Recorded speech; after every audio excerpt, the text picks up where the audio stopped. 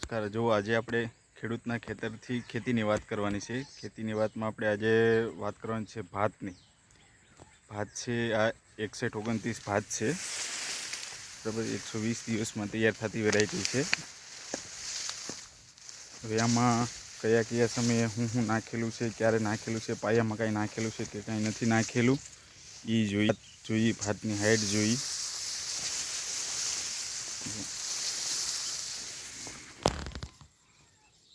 Almost પાકવાની તૈયારીમાં જ છે, તો પાકી જ ગયું છે ભાત જો। અને હાઈટની વાત લગભગ 3.5-4 ફૂટ જેવી હાઈટ આવતી હશે।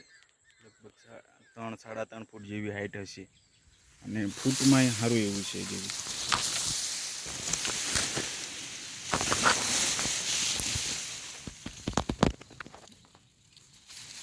આટલી ફૂટ છે એમ। વચ્ચે વચ્ચે વરસાદ બહુ ખેંચાઈ ગયો હતો ને ક્યારેક, એમાં જમીન વધારે ફાટી ગયેલી છે। આમાં હું નાખેલું છે એ આપણે જોઈએ।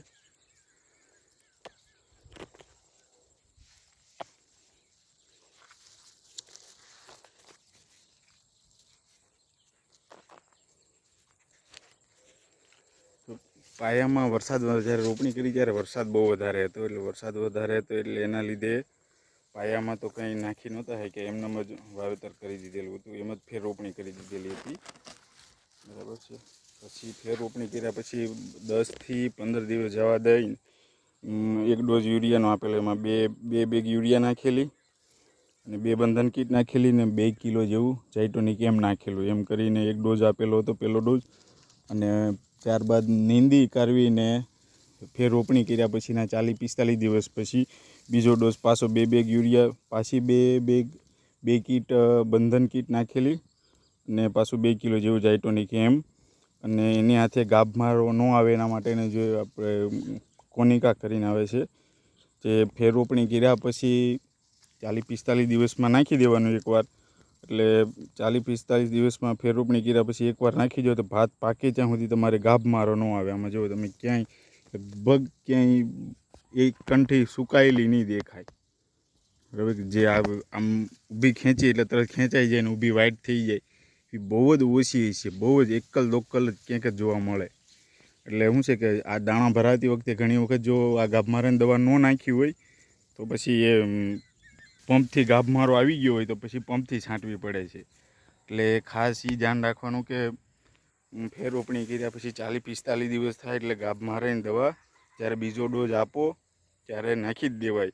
એનું માપ છે એકરે 4 કિલો નાખવાનું હોય છે, પણ એક વખત નાખો એટલે ભાત પાકે ત્યાં સુધી તમારે ગાભ મારો ન આવે।